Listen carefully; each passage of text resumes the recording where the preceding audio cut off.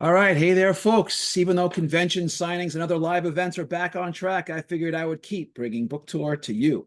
So, welcome to Russ's Rockin' Rollercoaster, intriguing interviews with creative minds. Well, once in a while, an author comes along who creates an iconic character that resonates across generations. Well, tonight we're going to be talking to just such an author. So please welcome tonight's guest, the best-selling, multiple award-winning thriller, suspense, and horror author, David Morrell. David was also a professor in the English department at the University of Iowa, was author of the classic spy novel, The Brotherhood of the Rose, and is the author of First Blood, in which Rambo was first created. Welcome, David. Well, hello. Nice to meet you. All right, you as well. All right, just a heads up to the folks at home. Feel free to send me notes or questions you have for David in the chat box during the show, and we'll get to a few at the end. So before we jump in, folks, I just want to tell a quick story, and I just told David. He and I actually met about 15 years ago or so at Thriller Fest in New York City. It might even been a little longer. I had met another author who was it turns out as a mutual acquaintance. And I was just hanging out with the authors in the bar, and he said, no. And I told him who I was. He said, no, come with me. Come, be my guest. So he literally took me into Thriller Fest, and I sat in on a panel in which David Morrell was chatting, and he said lots of great things, which of course I've never forgotten. And afterwards, the three of us got to hang out a bit and chat. I know David doesn't remember because at the time, who would remember me? But I'm sure you will remember me now. But in any case, so David, as we always do, we're going to start at the beginning. Where were you born? Where'd you grow up?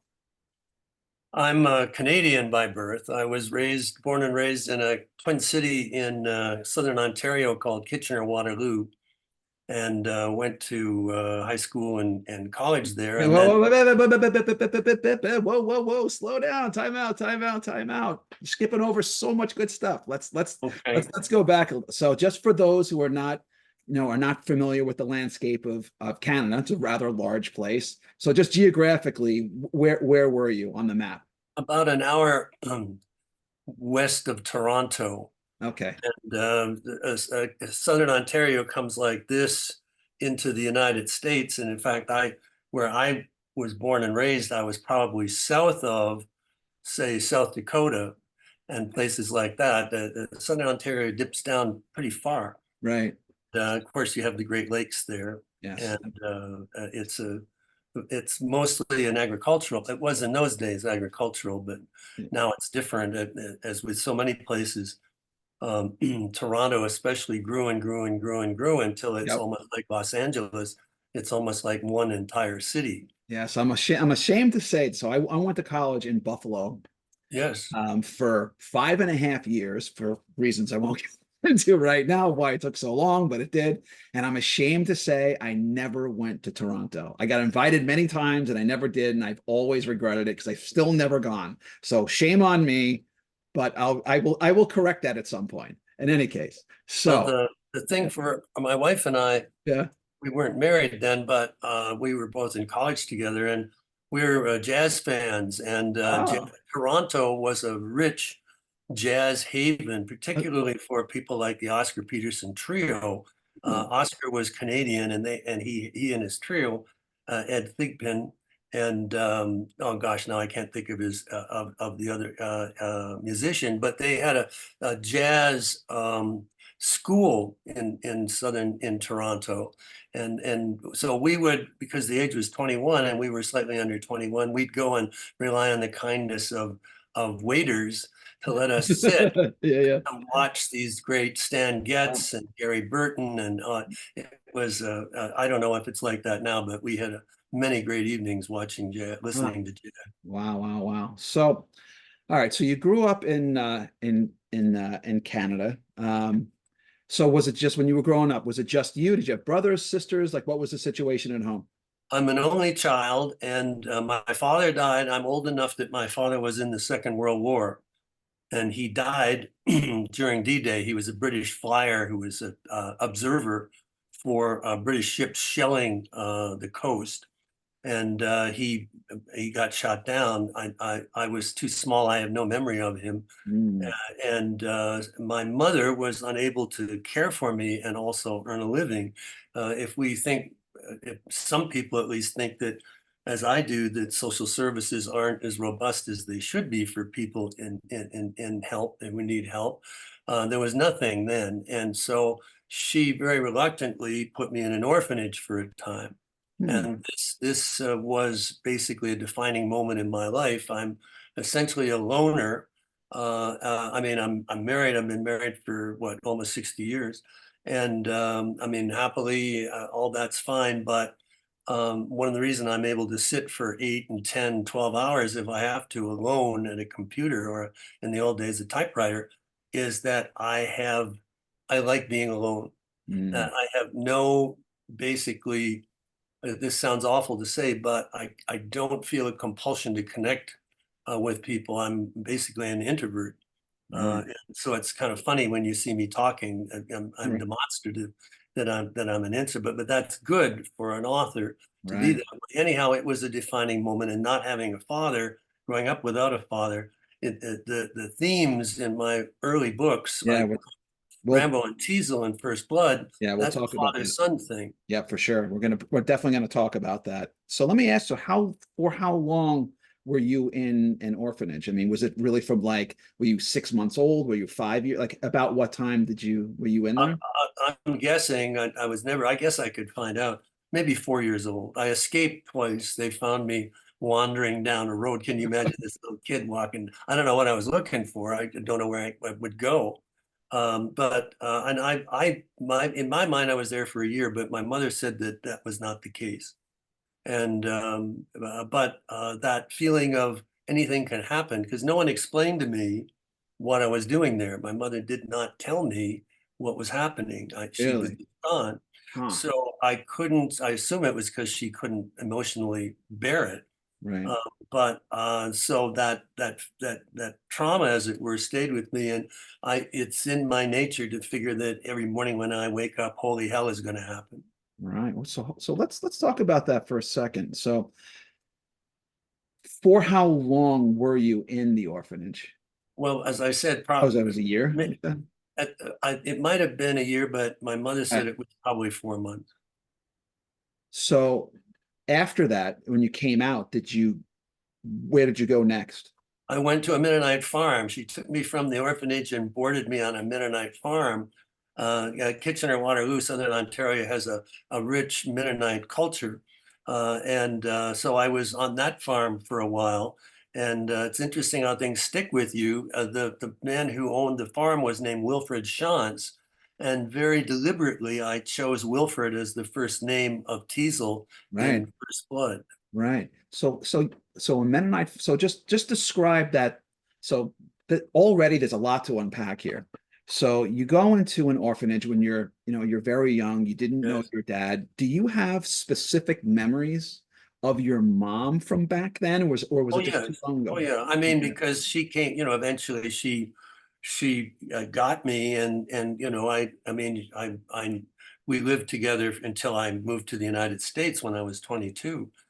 So it wasn't like I was abandoned. She was doing her best Right. to in a terrible situation, and I mean, I have nothing but sympathy Right. for what she must have gone through to make that decision. Yeah.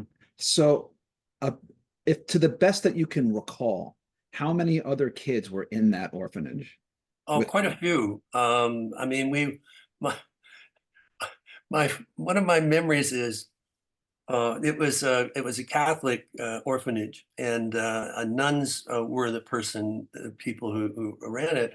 And I have a memory of a Sunday, and when the head nun had enough money to go to a nearby a store where I don't know where she found it. I've never seen it since. Popcorn that was colored and tasted like sugar instead of salt. Right. And anyhow, so she had us line up in a row, and she came along, and she put a kernel of popcorn. We had our hands out like this, and a kernel of popcorn in each of our mouths, our hands to put in our mouth. And I don't know why I mean, it's such a treat.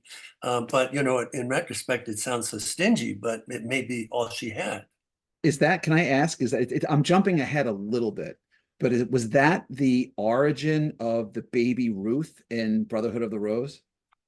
No, there was no baby Ruth there, but in Brotherhood of the Roses, some people know, an orphanage a military orphanage is prominent.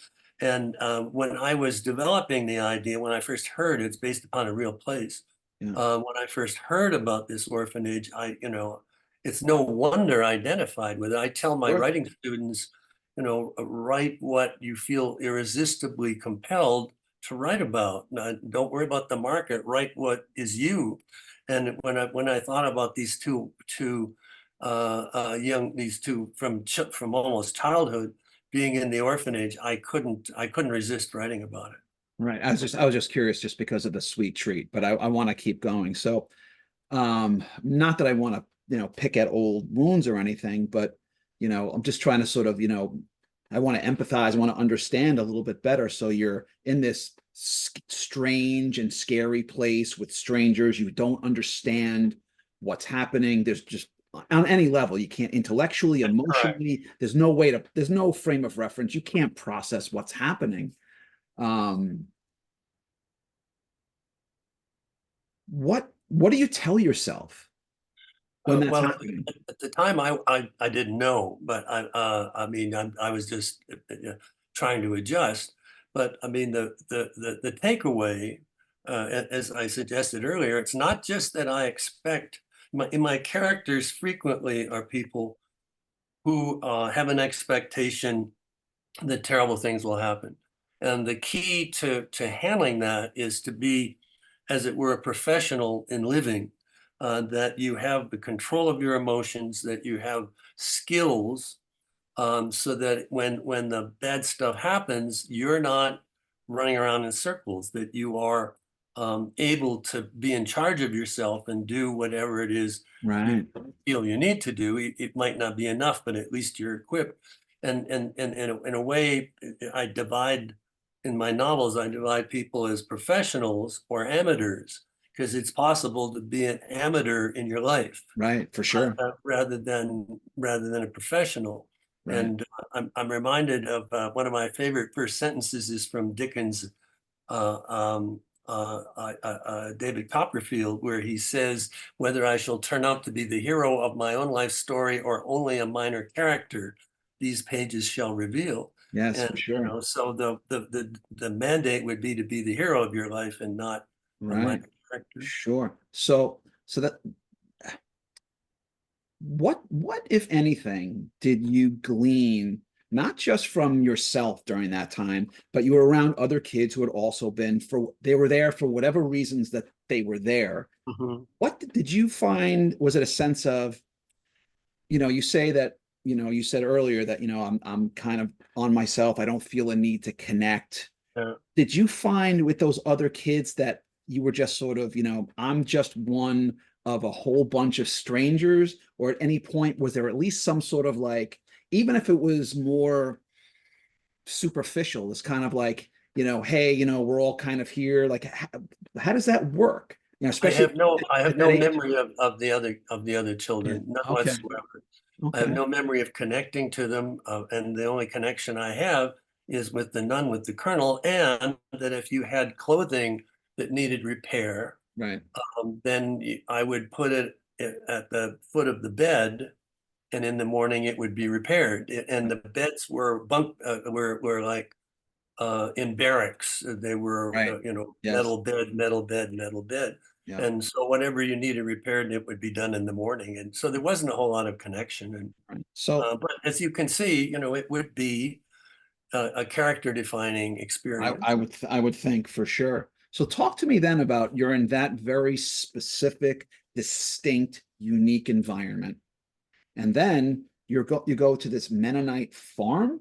Yeah. So first, so talk to me a little bit about what that was like, and then was it a sort of an extension? Was one extension of the other, or were they just sort of completely different worlds? Like I'm trying to place myself Well, there. they were wonderful people, very warm and giving, and they looked after me. They paid attention, and even though I was very young, 4 or 5, they actually got me to do certain chores. I remember that they had a tractor in which it would pull a wagon that they would put boulders and rocks that had risen during the wintertime from the field, and they had me steering the tractor. Well, I mean, it was a good time, and there was a dog there, and perhaps the most lasting thing is Wilfred Chance had a thing about chewing food, and that food had to be chewed thoroughly. So I learned how to count because he wanted me to chew my food 50 times before I swallowed it. And to this day, I am the slowest eater anybody ever had dinner with. People get very frustrated, but I Right. refuse to speed up. And when I'm a dinner guest, the people doing the cooking love me because Because you savor it. I am, because we once had guests, this is some years ago, and I went to get something and I came back and they'd all finished. And I thought, well, they're not coming back. Yeah.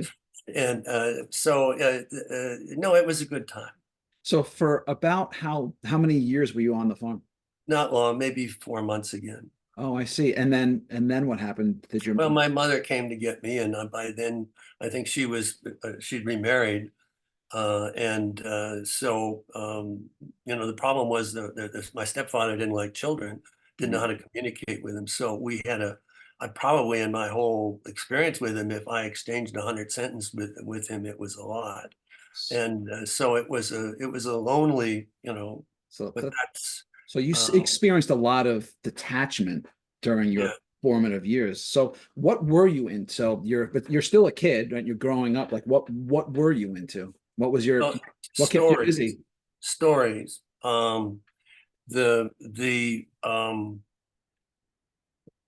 I told stories to myself in which I was the hero and I wasn't the victim. Too many people are the victim of their lives. You have to be the hero of your life. So I Right. wasn't the victim. I was instead the person who was rescuing other people. So in a way, I was hardwired to be a storyteller because of the mechanism that I was using Right. in Right. order to move forward. Right. So it was inevitable, I think, that I would become a Right. writer. So let me ask you. So I'm going to skip around a little bit, but at one point, you were a college professor, and that's sort of a unique position. I was for a brief time, I was a high school English teacher when I had more hair and fewer years on me. Um, how do you feel about what's going on college campuses today and this incendiary rise in anti-Semitism on the campuses? Like, what do you think about these protests? And even before that, over the last, let's say, 10 years or so, it seems like that the students and their parents were really, in charge, like the inmates were running the asylum. How do you feel about all this as a Well, former professor yourself? I came of age in the 60s. Right. So this is all like feeling like a replay. Right. When I started First Blood, for example, in 1968, Martin Luther King Jr. was assassinated, Robert Kennedy was assassinated. The riot some called it a police riot. This is what the government called it. If somebody bristles at that, don't blame me. It's what the government called a police riot outside the Democratic Convention in Chicago. There weren't 50 or 100 riots. There were several hundred riots Right. all across the country. And frankly, I've been waiting because the ferment, the split between opposing ideas and the refusal to try to understand this is what First Blood is about. Yes. Written during that time to understand why somebody would feel opposite to someone else and simply react with emotion rather than thought. Some people will remember that all of this led up to 1970 when students were actually shot to death Yep. on the Kent State Yeah. campus in Mhm. Ohio by National Guardsmen, Right. one of our darkest moments. The way things are going here, I don't know. I don't see a solution unless people stop. Our culture feels more than it thinks.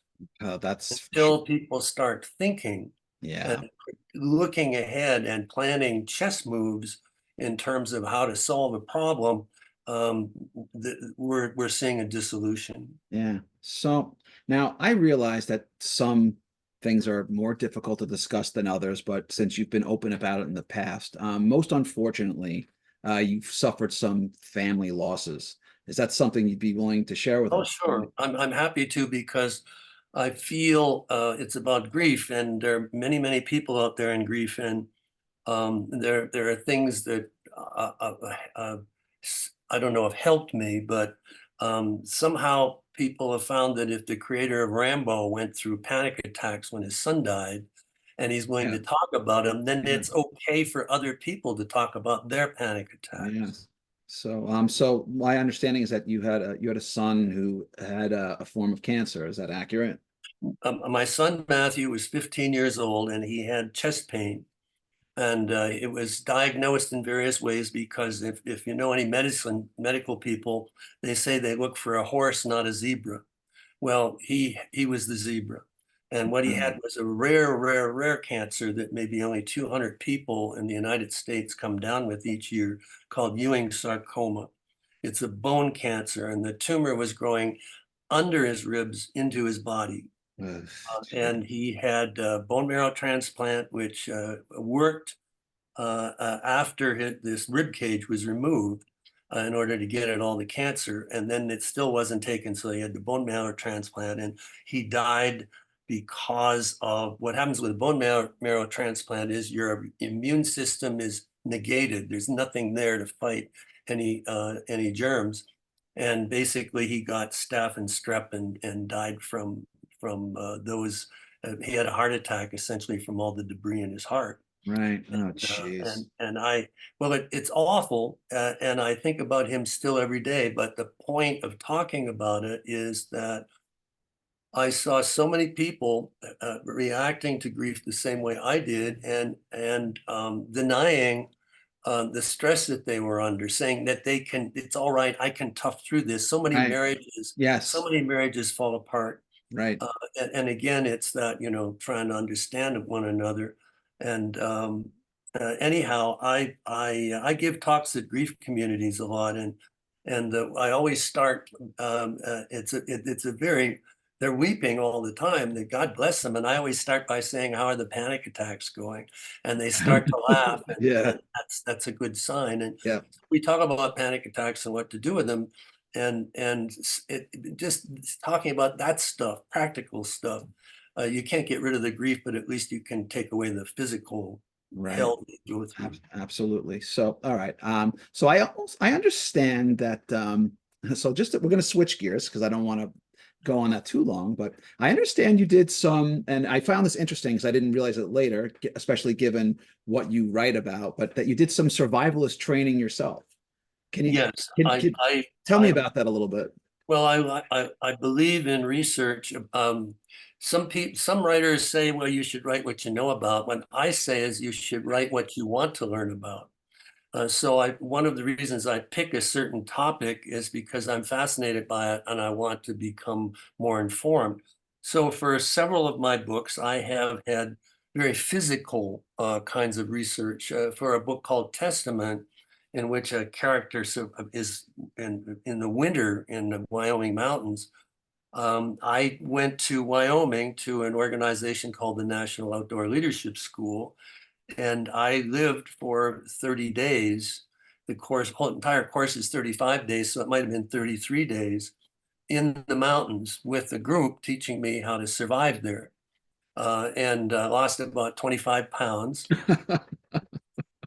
It's the problem is, you can talk about scavenging and all that, but the But fact is that unless you're hunting, unless we were fishing, right. so we were able to get fish, but unless you're hunting, unless you're getting protein that way, scavenging we knew how to find plants and all that were edible, but you cannot get enough calories from them in order to offset the amount of calories you expend Right. in order to get them. Right. So Plus, it's a yeah. zero-sum game at best. And And you there's no Oreos in the cupboard. there are no Oreos, and we carried our own food in. Right. We supplemented it when we could with fish, and as I said, for vitamin C and all that with So, so let me ask you, besides you did it and you had research for your book, but I have to imagine that must change you in some way. I mean, does it?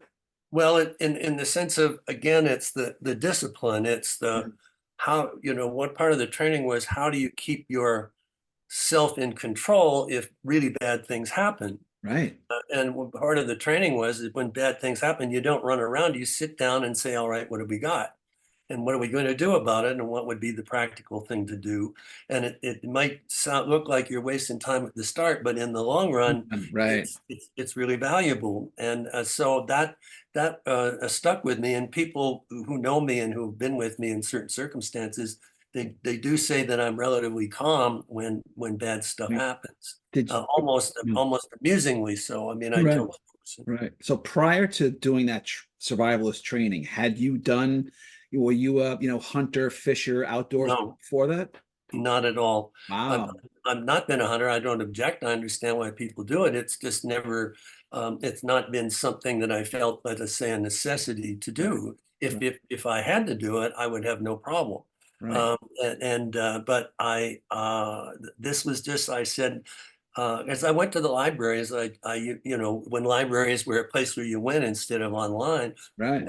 and the books I read about outdoor survival, especially in the winter, because we had blizzards in June and July in the Wyoming mountains. The books didn't seem to me to be, it was almost as if the author hadn't done it, but was writing about something that had been told to the author. And so I figured, all right, I've got to do this. Right. And Okay. it was, a long, long time ago, but it still stays with me. I bet. I bet. I also understand that you learned to fly a plane. I That's mean, correct.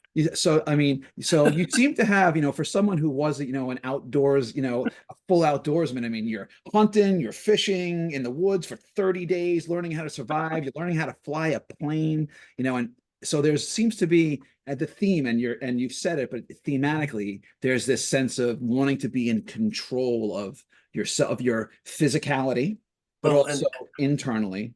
and also but to get the scenes right, Yes. the worst thing you can have, it's like I tell some thriller writers, I say, you need to take a firearms class. Mm, You don't know what you're talking about. right. uh, I mean, I remember an author who was, he was in the book, he was disarming a bunch of people and he was shoving all these firearms in his pockets, and Right. I said, your clothes are going to rip, your pants are gonna drop Right. down. Guns are heavy. They're heavy. Yeah, they're heavy. So with the plane, I was writing a book called The Shimmer, which is about real life phenomenon in West Texas near Marfa, where the film Giant was made. And since people have been there, lights have been observed, and I've seen them. They're very magical. They're probably ball lightning rising from a particular soil that when it becomes overheated during the Right. and they last for about an hour after dark. But the lightning, this whatever it is, the Marfa lights they're called, had at the start in World War One, the military thought they were Germans massing on the other side of Mexico because it's very close to the Mexican border. Right. And then in World War Two, the U.S. The Army Air Corps had a flight training facility right next to where this is accidental, where the lights were being seen. So they used to have practice sessions at night, and we're talking about prop planes here, where they would fly to where they thought the lights were, and they had paper sacks with flour in them, and they would drop the planes out the open canopy and then go back in the daytime to find where the bombs, so to speak, the flour bombs had struck, in order to find where, and they couldn't figure it out. And sometimes they said the lights chased them. Now, whether that is in fact the case, I don't know, but I said, this is too good not to Right. put in a book. But if Absolutely. I'm going to do a scene like this, by God, I have to know what it's Right. like to be in the cockpit of a propeller-driven airplane. So, So, that was one question I really want to understand. I have a friend of mine he was a Wall Street guy, hated it, and then he learned to be a commercial airline pilot, which sure. is, completely different. So my question is this. So what's the distinction, especially in the early days, between learning to fly a plane versus being confident enough to actually fly solo? Well, you're always learning. I mean, Yes. every flight is different. Well, the flight, different people takes different amount of time to learn, but the flight training is very methodical, and various stages, and You know, you fly with an instructor for a very long time, and then the big deal is when the instructor says, "I think you're ready. You're going to fly this plane by yourself." And then you go, no, no, no, no, no, no, no, no, no, He no, gets no. out, and, You go, hell no, and I'm not then doing that. and then you tell the tower, you go Yeah. through your Ooh. your code numbers and Right. what you want to do, Yeah. and then you inform the tower that this is your first Right. solo flight, so Wow. that the tower knows that there could be some fun here, that or I'm being, it's Yeah. a terrible humor. And that was a big deal. And uh, I don't fly anymore because as I got older, there's a phenomenon in flying called hypoxia. Right. And here in New Mexico, where I live in Santa Fe, we're at 7,000 feet, and the normal flight range would be 3,500 feet above that for a non-instrument flight. And so at 10,500 feet, the air is pretty rare. And I began to notice after 10 years of flying that I had headaches after I landed. Right. Okay. And the thing about flying, and it's again a principle of life, pilot in command. You're the pilot in command. The choices you are making will affect everything, and by God, you better make the right choices. No So joke. I made the pilot in command choice that I was going to stop, Right. and my friends at the airport said they thought about it, and they said, there's something to be said about stopping on your own volition. Yes. Yes. Right. Better to step down than to be forced Yeah. down. Right. I miss it though. I really enjoyed it. I flew a lot of great places. Right. Okay. Just a quick interlude for the folks who came in a little late. If you have any questions or comments for David, put them in the chat box, and we'll get to a few at the end. All right. So let's switch over. Let's kind of dig into. So you've written a few things. So I read First Blood. And then I rewatched the movie, which I had not seen in a long time. And it actually, I found it held up really, really well. It does. Sure. I mean, yes, there's obvious changes, but one thing I want that really surprised me, because again, I saw the movie when it came out was what, 81 or so, early 82. 82, so I was only 11 when it came out. But it was one of those, I was of that age, and I was a Rambo kid, like a lot of kids were. But in the novel, John Rambo is a lot less stable than in Yeah. the movie, and to some degree, not as sympathetic. And definitely, he's not in prime fighting condition.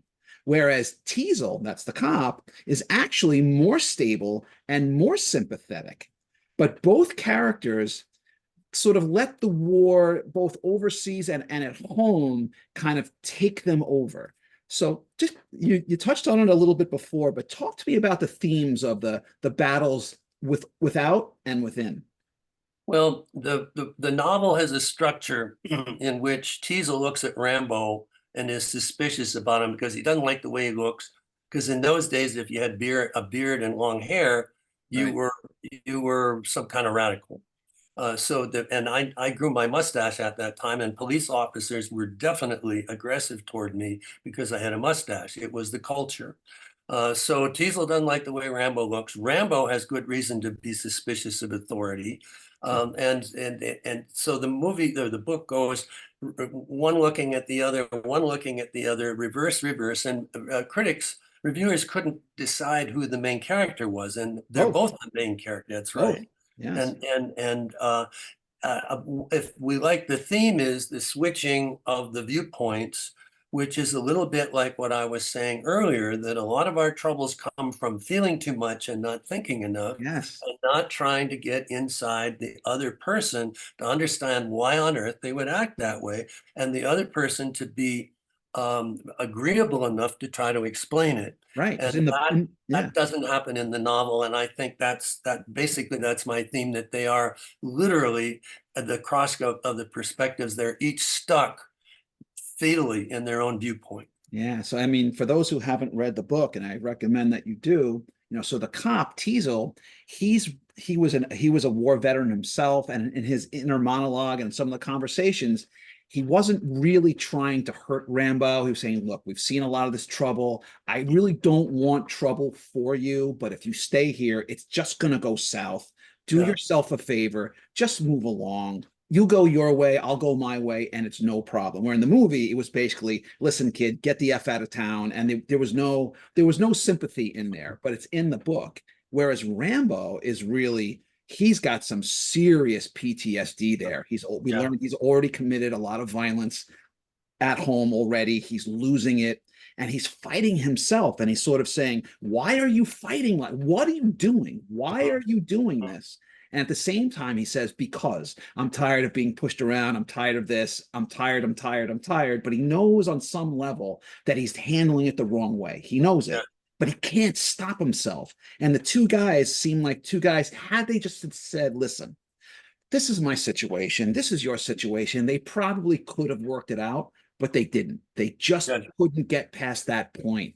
And it's really, I have to say that the book works great. The movie works great, but they're sort of slightly different Oh no, animals. they're very different. Yeah, The movie was in.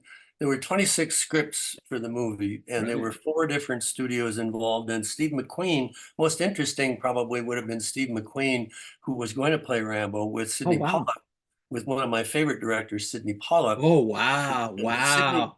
Sidney told me that they were all set to go in 1975 when somebody remember the obvious that Steve, he wanted to do the motorcycle stuff. Steve was in his mid 40s. Right.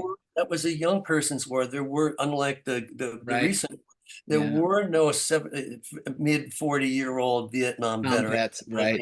1975. Yeah. So they jettisoned it, and there were a lot of other people associated with it, but eventually the final studio that had it was Carolco, and they approached Sly, who, by the way, I know him well, Yeah.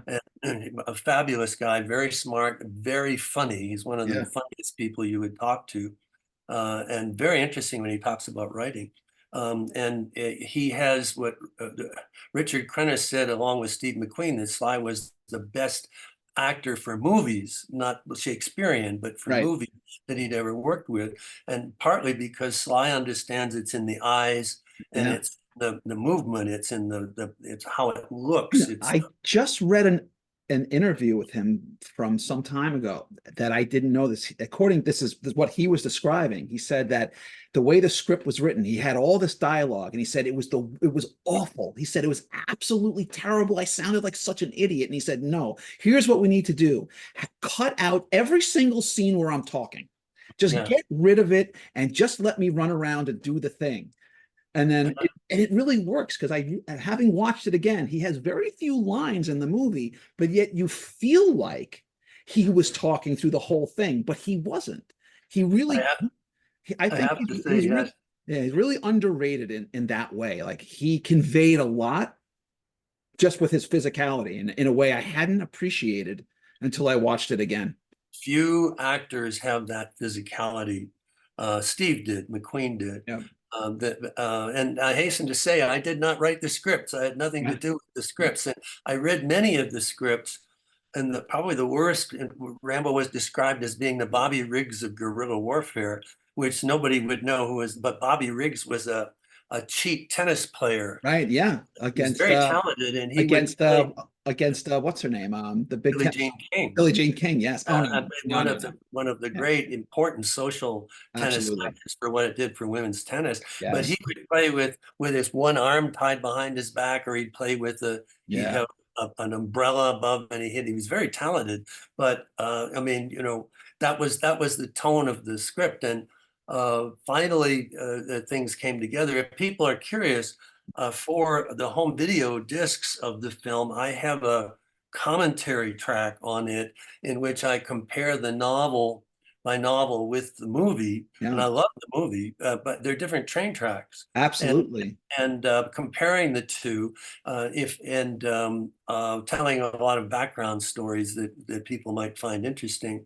For example, when my son was very ill, Sly phoned him one day and talked to him, Oh, and that's nice. I mean, it didn't help my son's health, Right. but it certainly brightened his day. Yeah. Yeah. And Yeah. for that, I've always been Yeah. grateful and So, still so am. I got to be conscious of the time a little bit. So I want to talk a little bit about the Brotherhood of the Rose. And for those of you who haven't read it, it's fantastic. It's a spy novel set early, where the two main characters grew up in an orphanage and they were trained to be lifelong spies, and things kind of go awry.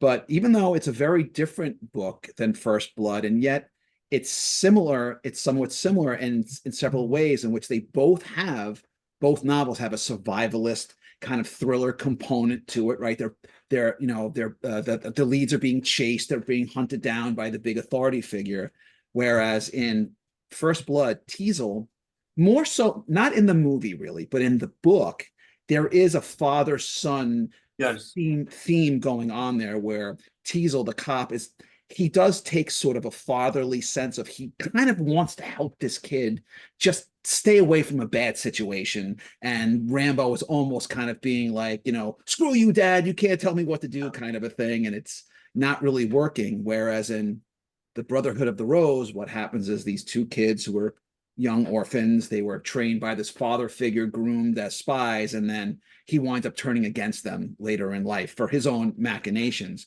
But the father-son motif was so strong in both, and it was, Yes. if you read both books, and close together, which I did, it's impossible not to notice the overlap. So Yeah. how much of that was just, it's something that you knew, and how much of it was your own sense of catharsis to express these kind of themes? When I go for a story, when I commit to it, because it takes me, I've written a lot, but in my long career, that's what you would expect. I write a book every year and a half, every 2 years, something like that, and that's not speedy, but I am working every day. And when you invest that amount of time, then you have to have a commitment to the project. And it's usually something that's often subconscious, that I identify with. And in both the First Blood and the Brotherhood of the Rose, there is that. Those are versions of me. I mean, I think in a way only I could ever have written both those novels, Right. because they come out of a specific background. And later, when my son died, then it changed. Now, instead of a son looking for a father he could respect, now I was a father looking for a son. And Wow. that changed. And Yes. somebody I saw a thing here about Thomas de Quincey. By the time I get to my recent books, my Victorian mystery thrillers, the main character is 69 years old, a real life person named Thomas de Quincey, and his daughter was young enough to be his granddaughter. She was 21 at the time when their adventures occur. And as somebody pointed out to me, basically I was associating with the grandfather, a granddaughter situation, all the more poignant because my granddaughter had died from the same disease that killed my son.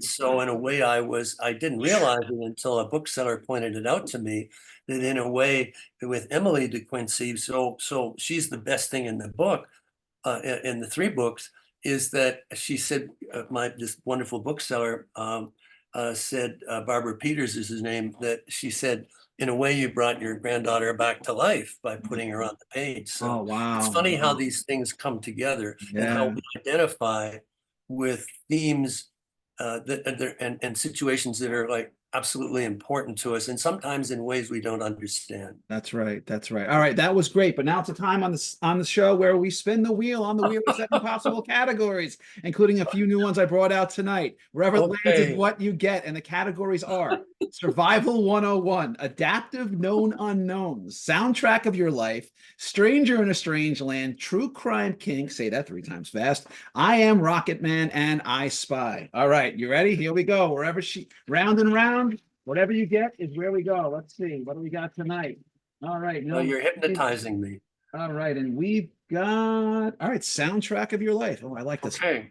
All right. So music is a large part of many people's lives. Yes. What 5 songs or pieces of music would you consider to be the core soundtrack of your life? Well, a couple of them would be from Frank Sinatra. I wanted to be a musician, actually, before I decided to become an arranger, become a novelist. Frank Sinatra's music had a big thing for me, not because it's of my generation, but I've got you under my skin, things like that. But in terms of the soundtrack of my life, this is a very difficult thing to Yeah. send in the clowns, I would say, Okay. Stephen Sondheim. Actually, there's a couple. There's a song from Sunday in the Park with George, that also by Sondheim, in which he says, "If it comes from you, then it must be new." And that would be certainly something that I could identify with. But I'm now drawing a blank in terms of what would, except I can take it in a different direction. When I was growing up in Canada, Paul Anka was then just becoming, he was from Ottawa. And my mother once said to me, "Why can't you be like Paul Anka?" Now, why she would say that, I don't know. I don't think I've heard anyone ever say that ever. When I watched him, well, that was the time, but I watched him, and this is this very young man who forged a brilliant career. I mean, he's still going strong. And in some ways, I identified he's a brilliant businessman. Sometimes when I'm making a decision about business, I say, what would Paul Anka do? do. Okay, but you know what? More things I've never heard. Wow, you got me. You absolutely got me. All right, that was fantastic. All right, so now what we're gonna do is we're gonna pick your poison. I've got 3 choices from you. I'm not gonna tell you what's behind each, but you can pick A, B, or C. All right, I'll take C. C. All right. C is alt history spoils. So I'm going to give you 2 alternate history scenarios, but you can only choose one. All right. Choice number 1. You can pick one key narrative from our history from any point within your own lifetime and rewrite that narrative to your liking, but you don't get to enjoy the spoils yourself, and no one will ever know what you did. Or choice number 2. You get to be a part of it. Everyone knows what you did, but you personally suffer tremendous losses as a result that would likely ruin the rest of your life, but everyone else gets the spoils. Which alt life do you pick? Oh, I would do B. I would do the second one. All right. You're gonna make the world a better place, even if it's worse for you. Yes. All right, good. Well, that's always a good one. All right, well, now I'm going to give you some truth serum. You ready? I got 10 questions for you. Here we go. All right, favorite flavor ice cream? Butterscotch. Good one. What's one food you will never eat ever for any reason? Shrimp. Okay, bucket list destination anywhere in the world? The Riviera. Ooh, scariest movie you ever saw? Psycho. Ooh. If you could have one superpower, what would it be?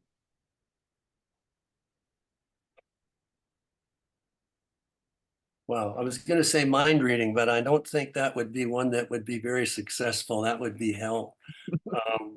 Teleportation. All right. Do you play any musical instruments? And yes, I play a piano, and when I was younger, I played the guitar, but my fingers no longer can handle the frets. Fair enough. Cats or dogs? Cats. Favorite cocktail, and if you don't drink, your favorite unwind beverage? Bourbon, ice, and water. All right. You can see a live performance, sports, music, theater, whatever you want, any seat, any venue, any time in history. What's your choice? Stephen Sondheim. Okay, where? Oh, wherever.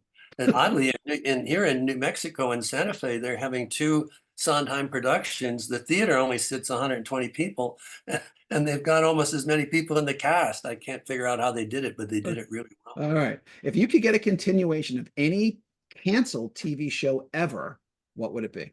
Route 66. Route 66. Wow, that's the first time around here. It changed my life. Changed my life. Really? How so? Well, Sterling Silliphant was the main writer of that show. And when I was 17, I was drifting, I watched that show and I said, I want to be this guy. And I wrote to Sterling. And I said, I want to be you. How do I do it? And he wrote back. I couldn't even type. I hand wrote. He wrote back and said, this is what you do, which was right, right, right, right, right, right. And it said, if you keep at it, you'll find other people who are interested in writing, and you'll help each other. And if you keep at it, one day you'll find someone of influence who can help you. Right And on.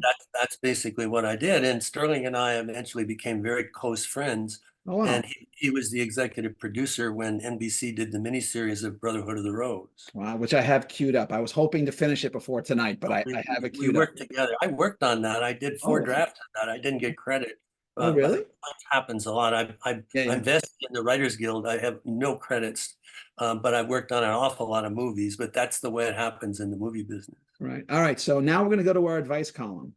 What's the best and worst writing advice you've heard anyone give to aspiring writers?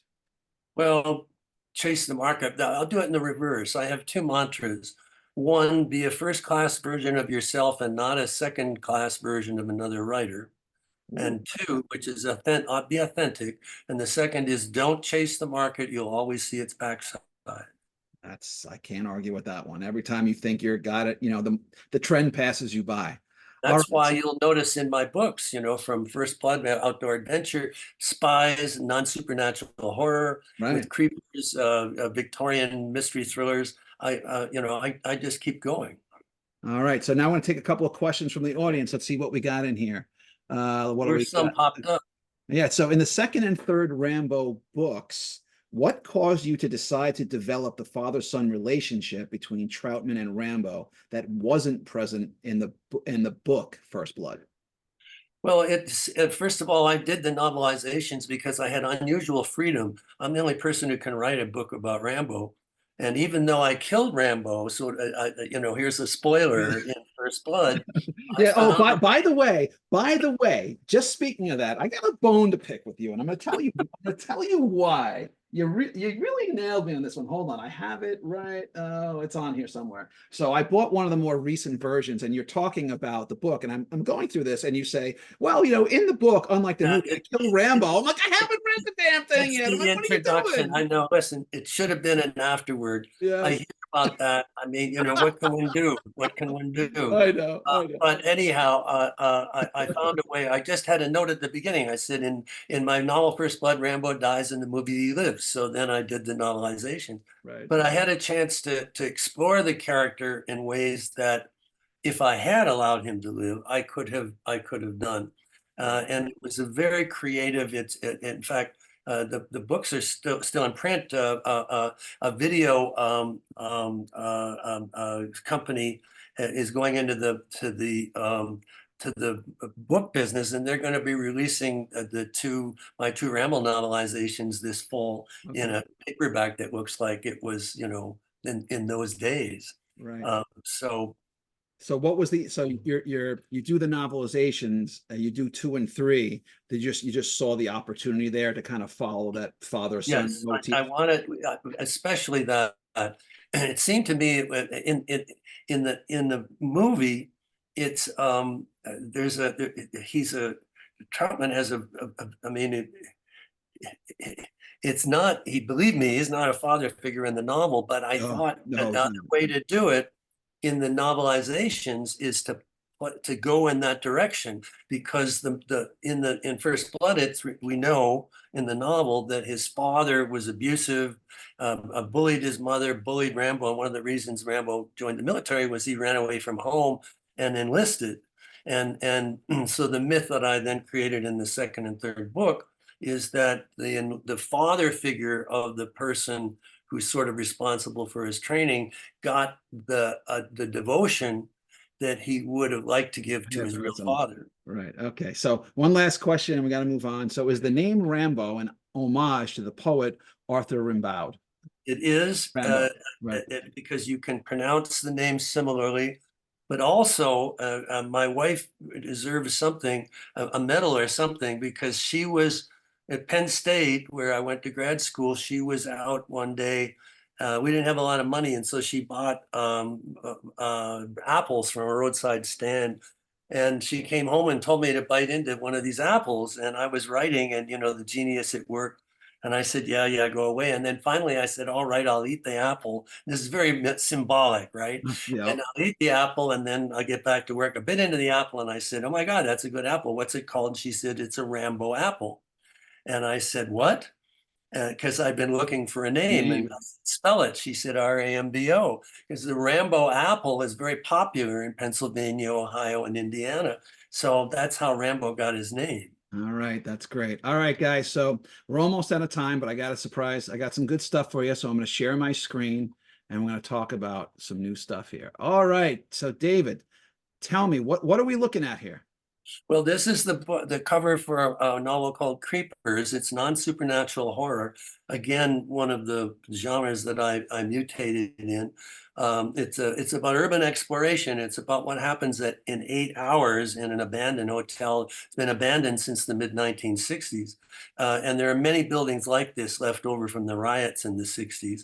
And it's what happens for 8 hours when people go into this hotel to explore, to have like a time machine to because in many of these buildings, the furniture's been left, the old televisions, the typewriters are all there. And in this hotel, it's like every room tells a story, and sometimes the story is not one that we want to hear. Um, but there was movie interest in it for many, many years since it was published in 2005. And this a couple of studios had interest and had optioned it, but finally it has been filmed. It's going through intense visual effects right now. I have no idea about a release date or anything, but I do know that the director, Mark Klasfeld, is known for his music videos for people like Britney Spears and Kelly Clarkson. And I've talked to him. He's a very smart guy and he has a real sense of style. So I have hopes that this will be a really interesting movie to look at.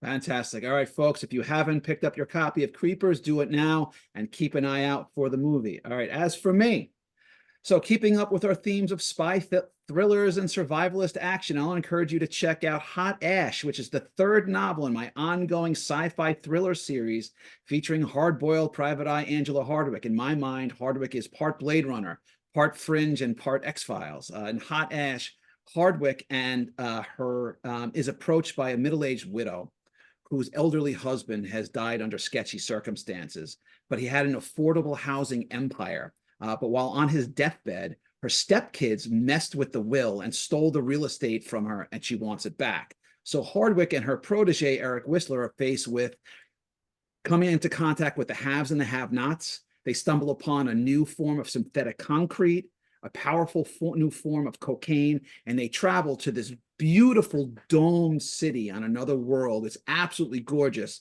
but it may be covering up a really insidious conspiracy.